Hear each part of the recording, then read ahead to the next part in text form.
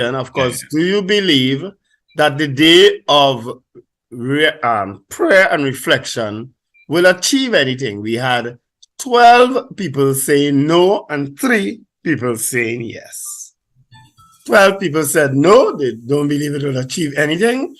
And 3 people said yes. I always believe prayer and reflection can achieve something. So that qualifies in the realm of anything.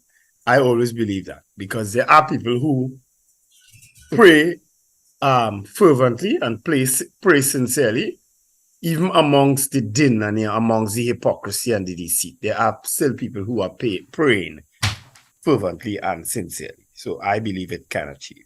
It will achieve something. All right?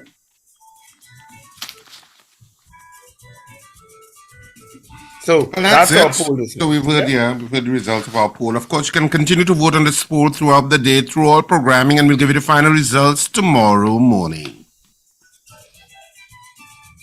I haven't put on my cameras yet because I'm eating and drinking my coffee. Having a quick little snack while I drink my coffee. So please forgive me. I put it on in just a bit when it's just coffee alone.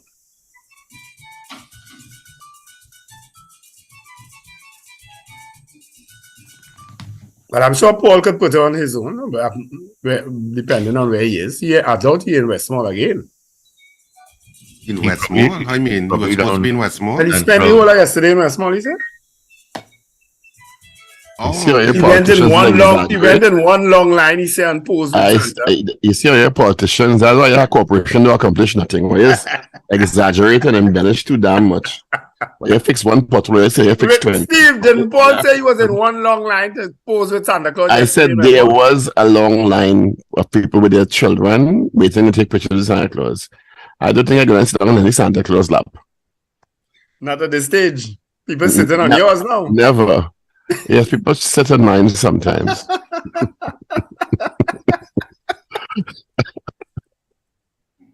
Sometimes, okay? Oh, this coffee hot, you know. Don't make me laugh now. Well, it's something hot. Oh.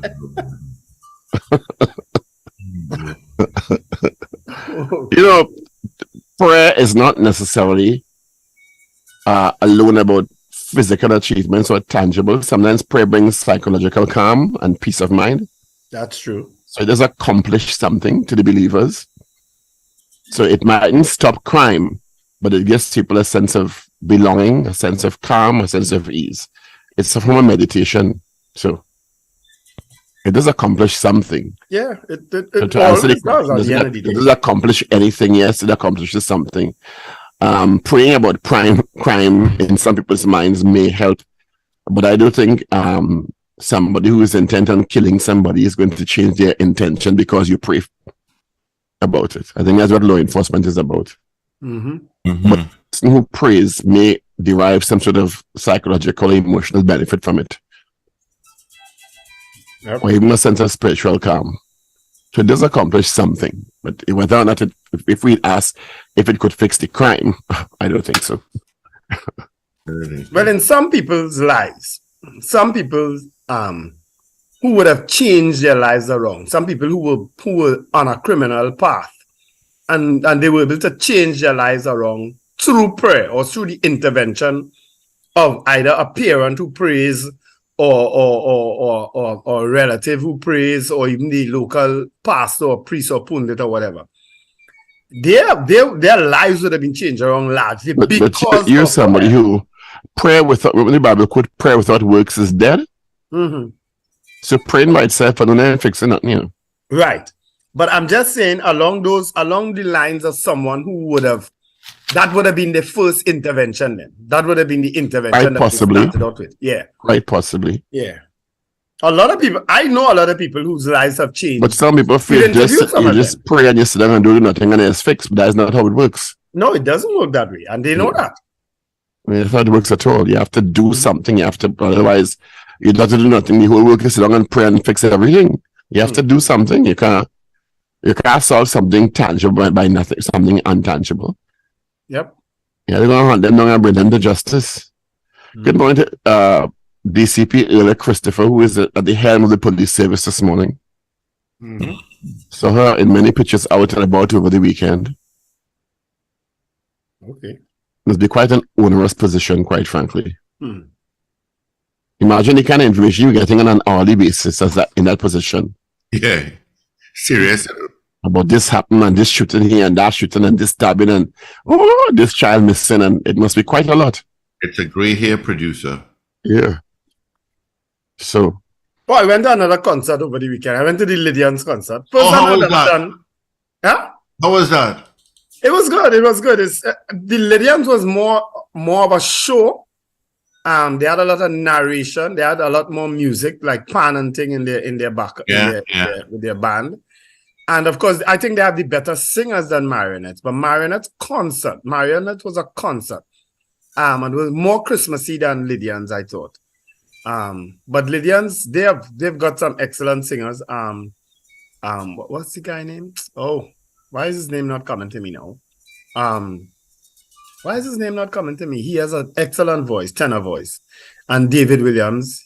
What's the guy from Lydians earlier, the main singer? Why is his name not coming to me? Davon something, Cumberbatch or something like that. Cumberbatch. It's Cumberbatch, but I can't remember his first name. But and the program is in my vehicle. But he sang well, and of course there were some others. But they've got more men too in their choir. And the men's voices are men's voices are extremely powerful, and well tuned. But there was more of a show than a concert, They did a little skip, they had dancing and things, they had tassa drumming. Of course, the Hallelujah chorus that they ended with is always a powerful presentation with the tassa. Was it Edward Cumberbatch, Eddie? Edward Cumberbatch. Well, to me, the Lydians have always been more indigenous. They're more focused on local stuff and local interpretations and local additions and musical instruments to their psalm, as opposed to Marionettes, which is more classical. Yeah. Lydians have a lot of pan. Yeah, so. Yeah. But they're both very good, in their own way. Yeah, David Williams sing a solo?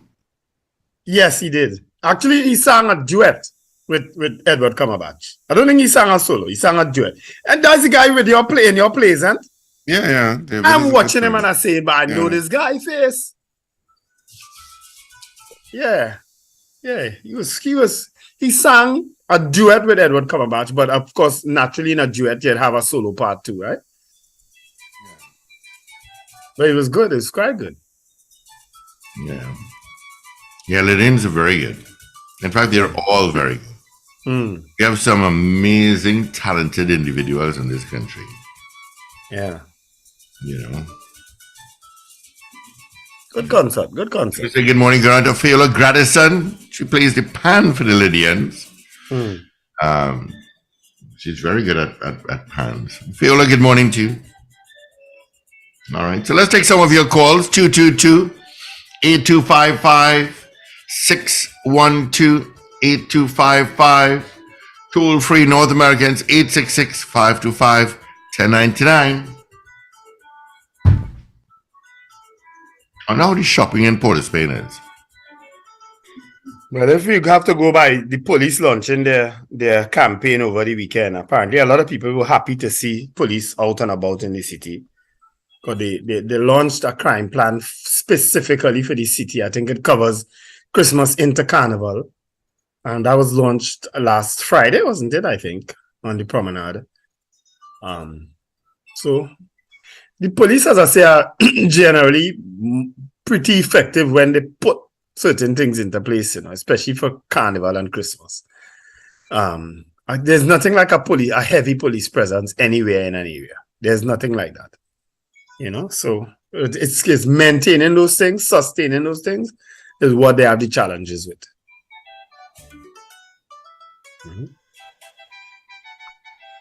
Because trust me, the snatch and grabbers, they ain't going away, They ain't going away. They're looking for that opportunity still.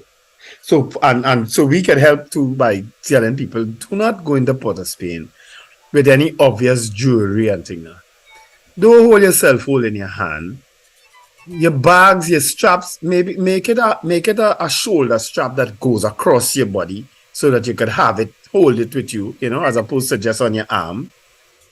All those kind of things people could do to prevent opportunities, because that's what these guys are looking for, opportunities. And when parking your vehicles, do not leave anything on your seats. I don't know how people still doing that.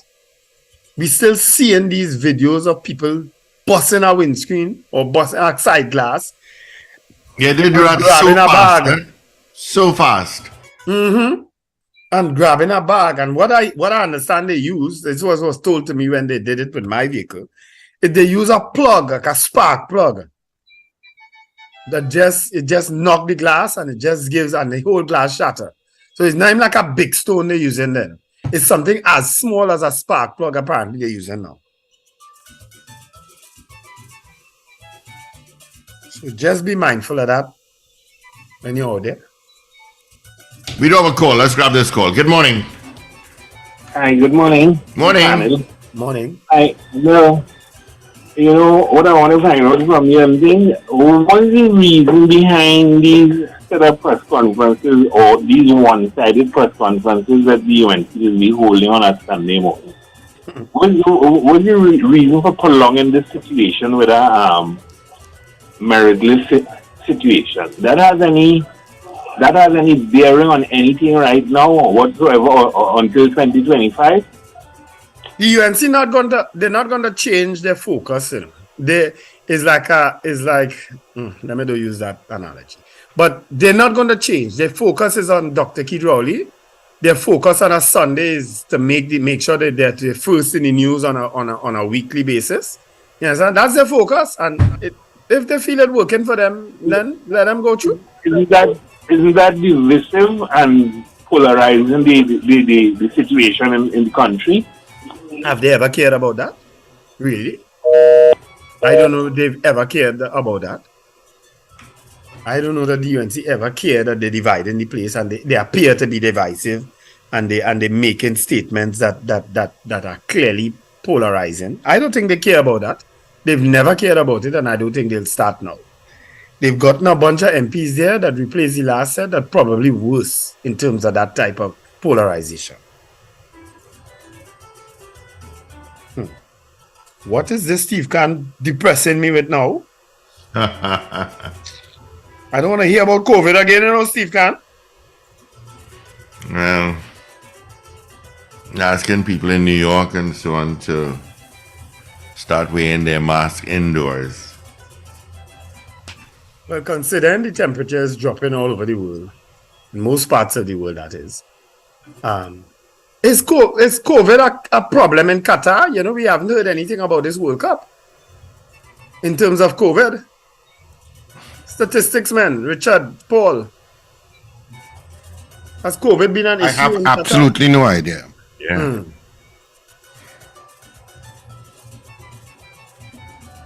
I never have that on Google.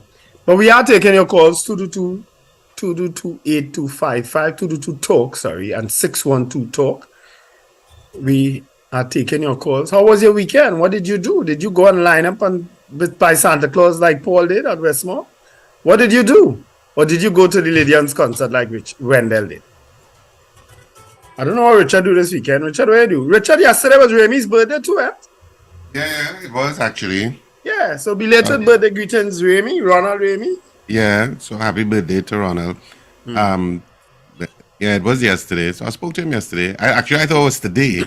So I didn't. It's only later on. Somebody asked it, but my phone is telling me tomorrow. Yeah. Because I don't remember birthdays when then. My phone has to remind me. Okay. So that was happening. I didn't do it. Actually, most of Saturday I was working actually. I was doing work as in work? Work, yeah. Okay.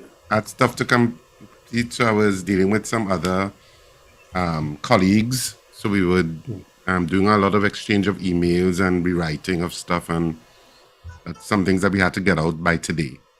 Oh, Most of my Saturday was dealing with that. So you missed those football matches, right?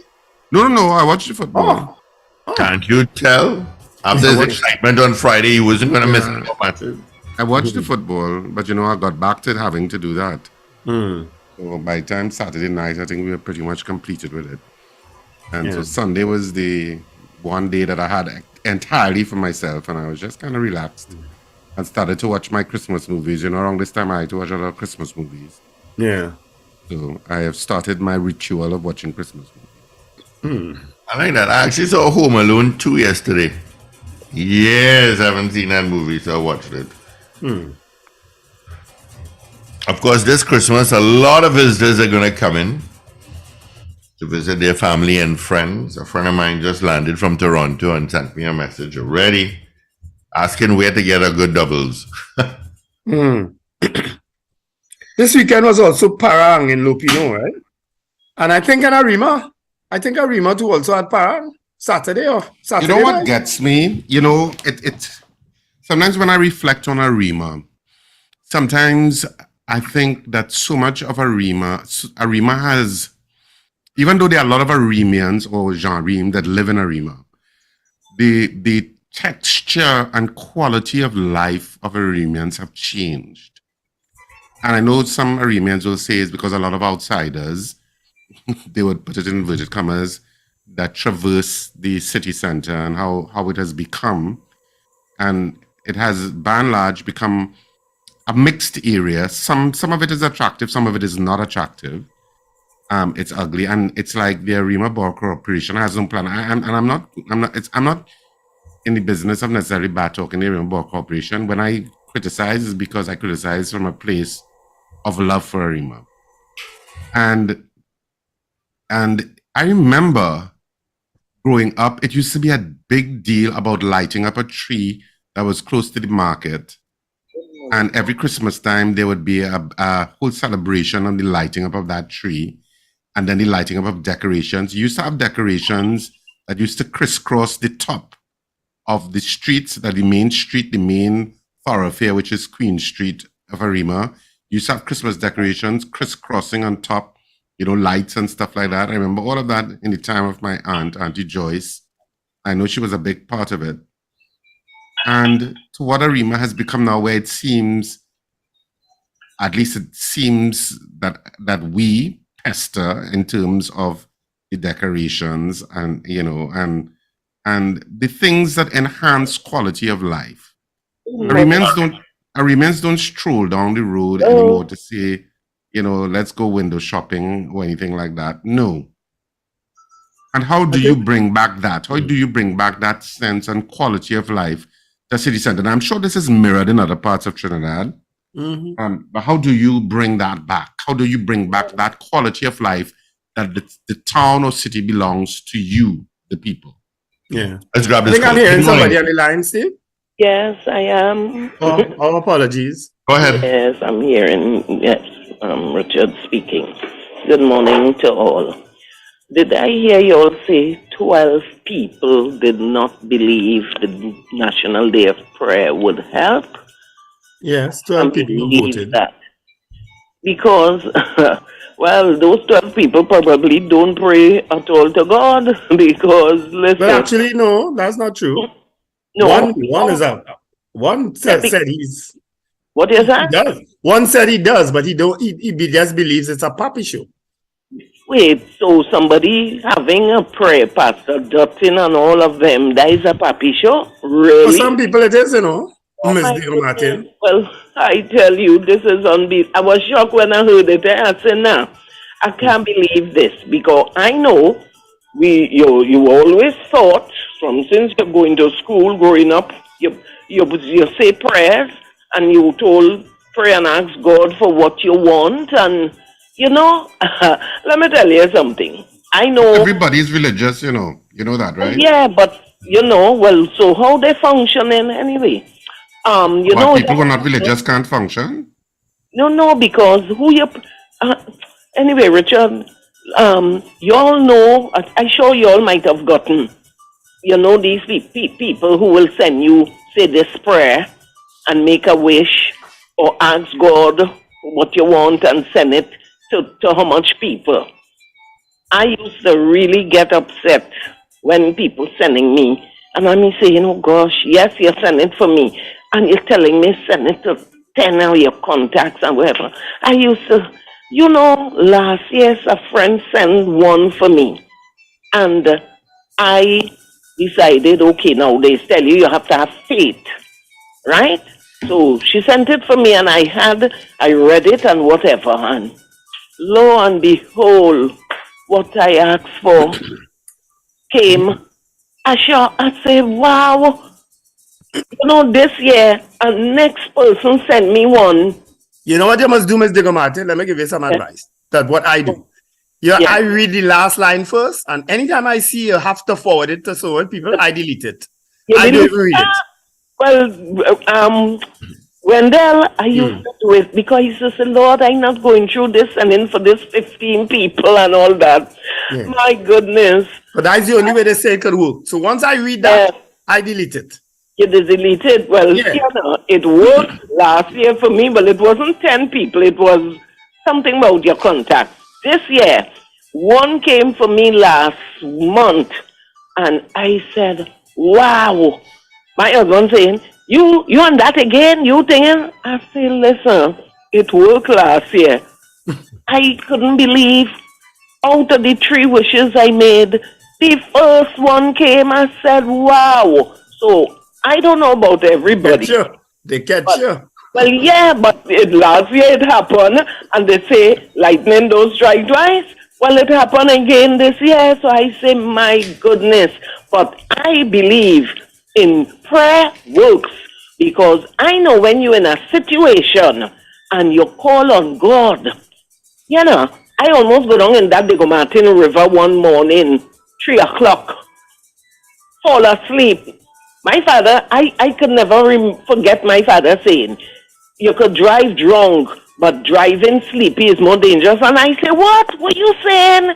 Oh, somebody could drive drunk, and my father drove from Beach. Them days he work in Wassa, drunk, come home, bringing that can. When he reach in the house, bouncing all the furniture in the house, and I saying, what is this? And I prove, well, I've never drive drunk, but I prove getting sleepy, as they say, the sleep just come like a thief in the night. Well, brother, that sleep came. I drive all the way from Trin City from a party, come home, and my brother saying, sleep, me, I want to sleep. They say, like death calling you. I drive down, and brother, when I reach Crystal Stream, as I cross them lights, the sleep take me. I just open my eyes and see bush. So when I see bush, I say, oh God, no, I'm off the highway. Well, brother, I call on God. I say, Lord, not in that river this morning. So I know for me, I call on God, and then just get my answers. So all right. Who say no? Thank you. Too bad. Y'all have a blessed day. All right, you too. Good morning. Good morning. Hi, morning, guys. Morning, Sonny. So I just want to understand what Richard is saying. You get the feeling that the people that's supposed to care, they don't care. And who we are paying to look at things, not looking, closing their eyes. And I just want to say, I understand the poll this morning, but I always tell people around the world where there are a lot of so-called religiousness, check a country like Norway. 98% of the country do not believe in God. And just Google their crime situation, their lack of crime situation. They don't believe in God, and you would think that somebody who religious will equal that to madness and chaos and so on. They probably had less murders in a whole year than we had in 1 month. I hear you with that, because Richard has used that analogy a lot to describe Norway and Sweden and Denmark and so on. But guess what? Every now and then they have a serial killer who's come up and killed because of religion. Wasn't it in Norway when a young man picked up some gun and killed about 70 people? Was it in Norway? It was, I think he was radicalized by... Yeah, but that was saying he killed people because of religion. Yeah. Mhm. All right. Because he don't like their religion. But We don't want to know what's happening in them places. I definitely I didn't call in for a little while because I've been having some family issues. My niece was buried on the 3rd of November, 3rd of December. Okay. And my sister, her other grandmother, died the next day. She couldn't handle the situation with the fire that it had in Gasparilla and so on. Our condolences, Alistair. Yeah, 2 deaths in 1 year. I hope no more. Yeah. Our condolences, man. Condolences. All right, Sonny. Thank you. Yeah. Good morning. Them double whammies just have an effect. Trust me. Yeah. Morning. Good morning, all you good gentlemen. Morning, Ellie. What's happening?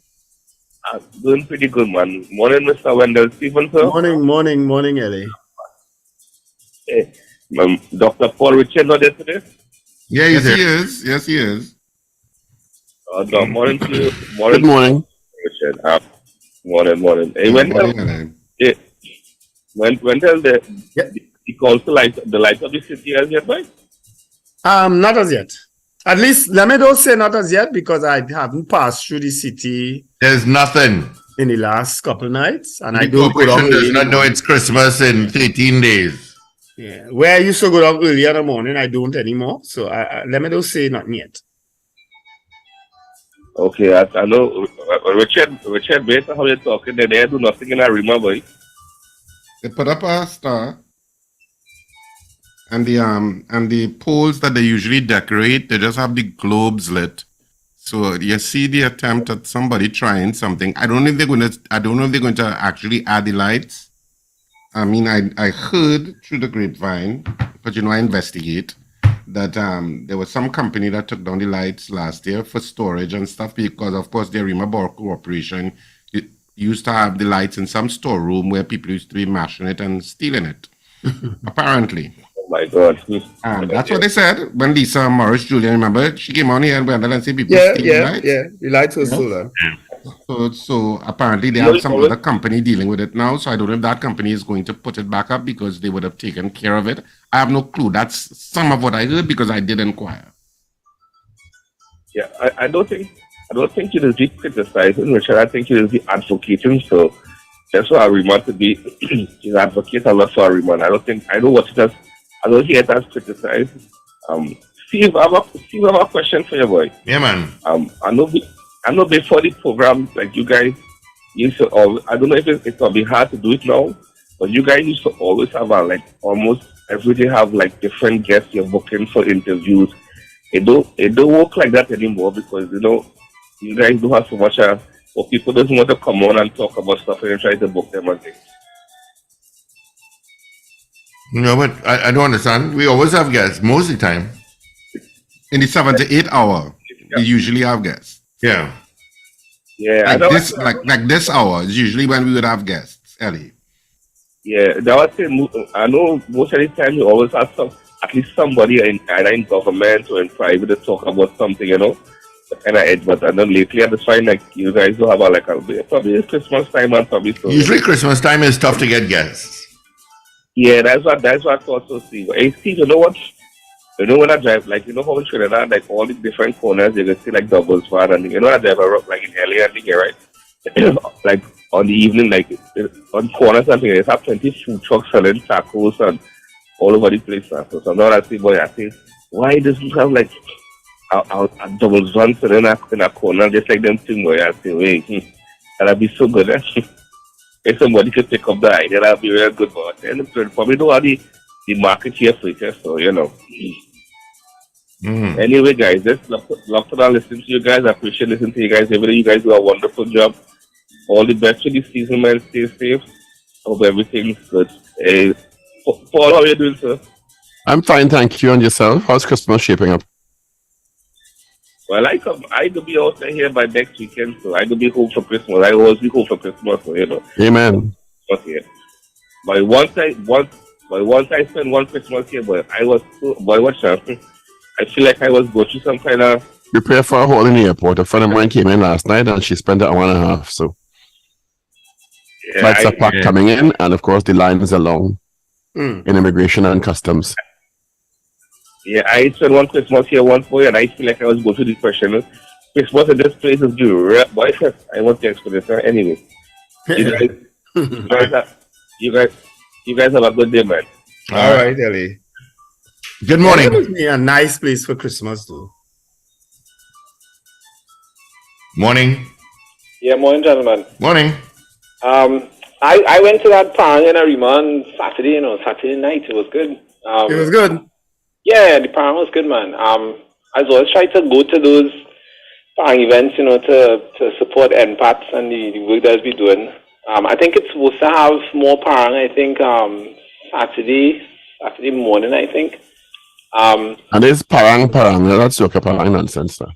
Yeah, this is the authentic. Thank God. The Aguinaldos you're getting this time. Yeah, the good stuff, Mm. one of the things that you all could probably look at with respect to the development of Arima in particular is there's a project, the Connected Arima project, where they're trying to turn Arima into a smart city or a smart city kind of thing. And you make Richard go for there, yes? No, I didn't go for. Remember, we had spoken to Penelope Beggars Robinson about that. Yes. Right. So, and they've had some consultations, and so the work is progressing, but I guess there's still a lot to be done. But the idea is there and it's in train, Derek, stick up in there. I want to know, why is there a need for extensive consultations on projects like that are progressive? Everybody know they are progressive. Why is there a need for extensive consultations on it? Because they ain't smart yet. done. They're still stupid. Because they ain't smart yet. They're still stupid. Oh, goodness Lord. No. As if you need a consultation to make a city connected, Wi-Fi, and parentheses smart. You need a consultation for that? No, man. It's more than just putting on access points, Wi-Fi access points, and just, you need to speak to the people to kind of get a sense as to what, two reasons I see. One is that you may not know all of the consultants, right? So they bring in somebody from some country, right? Because I went to one of the consultations, and this guy may not know, he's coming with the work that they did in Chile or in Peru and whatever it is, right? So but don't we have people here who could do that? Well, to some extent, I would say, yeah. I mean, but that's what the consultation, in my view, was more of a networking event. It's like you get to meet people, they take down your number, and then this, and I know you didn't hear it, but go ahead. But that's what it takes. But what I wanted to talk about, right, was what Paul had said this morning about that the Baroness Moon story, with the face masks in the UK, and she sold it at twice the price, or and that kind of thing. And what struck me with that story was that, well, a lot of people made money. No, he said that twice the price, use of parliamentary connections and think to lobby to get the business. That's what she did. That is the unethical part. Mm. And what came to mind when I read that story, Paul, is that, Mia Motley had said this once in describing the whole, the way the UK, and, UK is one of them, but, the way the West would look down on countries like us in the Caribbean when it comes to financial, like CFATF or FATCA, well, not FATCA, but CFATF, and, all of these. Just make us jump through hoops as if they're better. And just make you jump through hoops like if they're better. And then look, when they were trying to, where all these billionaires, these Russian billionaires, is going to hide the money? Not London, So that. Didn't we have a king who did the same? A king. Mm-hmm. Right here in Trinidad.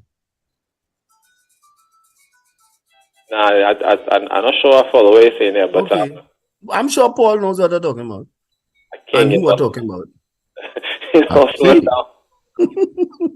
It was the first casualty of a particular government. Oh, the Virgin Mary. Wow. We had a baroness and we had a king. So we even... yeah. Yes. No, but that Boris Johnson administration was so rife with corruption, eh? For that, eh? Yeah, I think it. And now Rishi Sunak just trying to dodge bullets with it, in parentheses. That's basically we're trying to dodge bullets Yeah, I don't see that guy lasting. Nope. The Conservatives going to be booted out of power the first election chance they get. They have too much baggage and too much drama.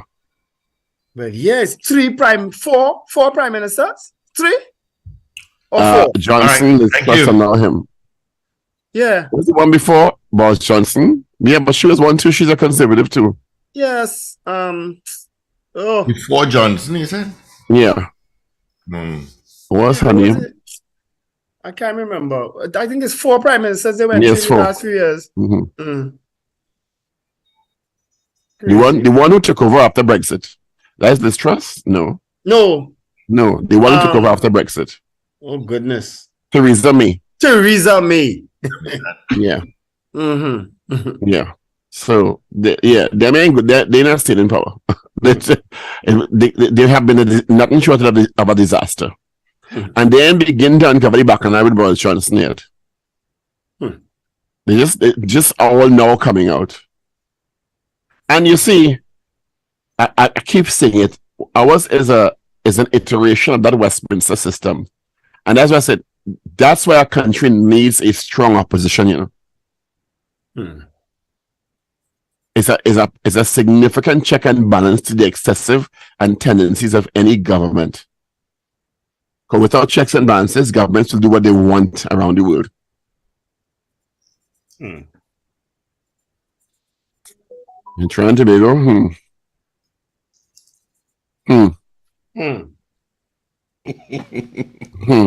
The scrap iron bill is coming to the Parliament on Wednesday, the Senate on Wednesday. Is it? Yes. A scrap iron bill, explain.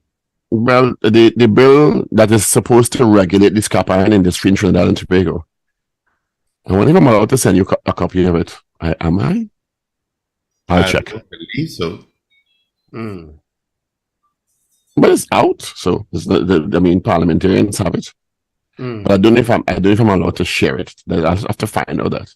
Well, err on the side of caution and don't send it.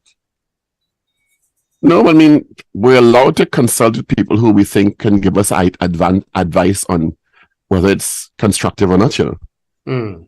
So it's not that, you're not supposed to know everything, you know. You understand? You're not expected to know everything. You can consult with people who you have. Are you confessing here that parliamentarians don't know everything? You should know. You're a counselor. I'm just being facetious, right? Yeah, you're not supposed to be an expert in every bill that comes to you. So you will consult with people and get their opinion on certain things. That's true. So it'd be ridiculous to think you'll know everything about everything. You have a way where you have been trained or specialized in, but that doesn't mean all the bills coming in that area. You understand? Yeah. So you have to do research and you have to find as much information on the issue as possible to make a proper decision. So I mean, it's interesting to look through it. I'll tell you that. It's really a licensing regime more than anything else, with checks and balances. So they have licenses for X and licenses for Y and licenses for people who want to do this and limitations and thing. But we are creative and try. We'll find ways around anything. Yeah. If one is intentional. I actually have a whole set of scrap iron I need to get rid of. Oh, you have all iron and can't do nothing for a while, eh? Yeah, and I need to get some money. Didn't pick it up. I need to get some money for it. You have all iron and can't do nothing for a while. So but some heavy iron, eh? I wouldn't know. I'm just telling you. I'm not aware. I need to get some money for it. I'm not aware, but heavy or not, it didn't do nothing, so you might as well get rid of it. I am. I can't wait for the industry to reopen so I can get rid of it. Yeah. But I think one of the things, because I looked at legislation in Australia, the UK, and South Africa in preparation for it, because they have countries around the world have similar problems, and they have in South Africa in particular, they have a very strong law to deal with it. Now, the ban was originally for what? 6 months, right? The ban was till the end of the year, if I remember correctly. Till the end of the year. So, Yeah. all right, okay. All right. So this will seek to regulate the industry and put penalties in place and provide a checks and balances and oversight into people in the sector. Yeah. So that if you're caught with, or there's a process to be an operative in the sector at different levels, a yard, gatherer, a collector, there's oversight into keeping documentation about everything you have in your yard. You understand? Yeah. That kind of stuff that you just can't buy something and say, well, I buy it from he. And he tell me you get X and Y. So that's basically the overarching principles of it. But I know you have to put, with Trinidad and Tobago, you have to put more checks and balances because we're very creative. Yep. Well, let's hope things work out for them. Well, hope don't always do it. They have to fix it. Mm.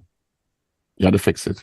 I saw a newspaper report that the scrap iron dealers said it's a breath of fresh air or something of the like, which means they seem to be in favor. I get the impression that the Attorney General would have done some consultations with them to see what they think need to be there, to regulate properly. But I take it with a pinch of salt because I know of stuff that was happening and people who should have known and should have been voicing a lot of opposition to it were not. Let me just put it that way. Not all shouting is shouting. Let me put it that way. People just shout for public purposes, sometimes. Yeah. You understand? I saw a video of an interview being done in Tobago where one of the persons who, based on what he was saying, I presume is a member of the assembly, he was saying that Mr. Duke tried to persuade him to undermine Fali Augustine. And he had been, his allegations about Duke had been trying to undermine Mr. Augustine. When Duke realized that Mr. Augustine was not going to be his puppet. So I realized there's now a counter narrative. Fali sitting around and taking the Duke accusations, just so you understand. Mm-hmm. There's a counter narrative. And then I saw Shamfa Kojo. She's Minister of Sport, right? Minister Kojo. Yes, Sports and Youth Affairs. Saying that the past PDP puppets are now wanting sympathy. And I said there's some parts of that I agree with because, as I said last week, in my opinion, Fali Augustine should have known who he was getting into political bed with. And I don't know why everybody looking so surprised when Duke turned on all of them. Well, that was if Fali clearly outfoxed Duke in a kind of way. I ain't sure about that yet. Well, so I use the analogy of Jack Warner and Kamala Prasad Bisesa. But we'll see if Duke is compliant long enough to get the position. Huh? He played compliant long enough to get the position. Yeah, he did. That's what I will say. Yes, but even with that said, if you get into an allegiance with somebody with a reputation, don't act surprised when the behavior continues as consistent. Yeah. In my view, you knew who you were getting into political bed with. So you can't pretend now that you want a different behavior from that person because you want it, because it's convenient to you at this time. Yeah. Does he want a different behavior from him? He certainly want him chastising him all the time and opening him out and lambasting him. Mm-hmm. He wants a different behavior, but you must have known of Duke's proclivities. I'm going to use that word. It's wide enough beforehand. I mean, all well, as the phrase, there's a morality of its own in terms of politics. But when you want to ride a tiger, you better know how you're coming off. Mm-hmm. That's a wonderful statement, Richard. That sums it up perfectly. Mm-hmm. If you want to ride a tiger, you better know how you're coming off when it's time to come off. When the tiger go and scratch you, you ain't coming off unscathed. Well, it's either the tiger get you or the ground that you fall on get you. Because you fall. You go end up on the ground one way or the other. I'm using this word very figuratively. You better disable the tiger before you come off. Well, I know you're doing that. How you disabling a tiger? Boy? You had to start plucking out teeth. Or going for the jugular. Or make sure the tiger can't move before you come off. When you're trying to come off and the tiger still bucking, and scratching. That was it. So it's either the tiger get you or the ground get you, you know. But you won't be get. And after the tiger, it had tribesmen with spears waiting for you. Because it's not the tiger alone you have to face it. All right. But clearly all the PDP candidates too also recognize that we were going to climb a tiger. You understand? And at some point in time, we had to jump off. As I said before, it was their vehicle to power. So you made a decision to climb this tiger, knowing very well the personality and the characteristics of the tiger. So don't turn around now and look surprised when the tiger want what the tiger want. Because the tiger is not new. The tiger has a long history. Yeah. A history with all kind of colors in it. Yeah. So that is my contention. Do not now feign, oh my God, why are you saying that? Those things. You understand? Why are you behaving like this? When you walk into the tiger, then knowing how the tiger is behaving all the time. Yeah. As a That matter of fact, analogy could be used in so many different spheres. The tiger behaving so long before you in politics. They grew up seeing the tiger behavior. Yep. And the tiger ain't lying down and playing dead neither. They don't underestimate that tiger, you know. They tell people underestimate that tiger and they get 14 under the tail. True, eh? Yes. So if you want to underestimate that tiger, good for you. That tiger ain't sitting down and taking that, everybody says call it push out. Just so I told. And that tiger is not a classically trained tiger, it's a slugger, a brawler. Endless battle stars that tiger haven't survived. And is willing to inflict on others. So it's all quite interesting, but Tobago is always going to play an important part in the unitary state of Trinidad and Tobago. And all this will need to be sorted out before 2025, because I much suspect Tobago may end up holding the trump card in the end. Well, not if the tiger continue the way it's going. Well, people get fed up with that. What they call it in mutually assured destruction. And then at the end of the lion will run away with the prize.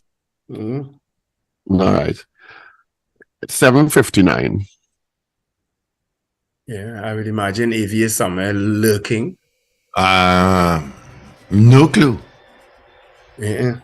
But then she go on come in, vex and guff up and thing while you're growing up beyond 8 o'clock and watching Steve Badai and all kind of thing, eh?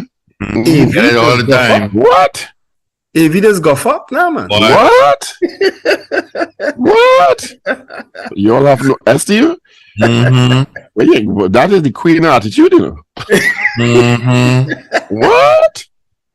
With a smile and a beautiful tonal quality. Yes, she does have it. Eh? Okay.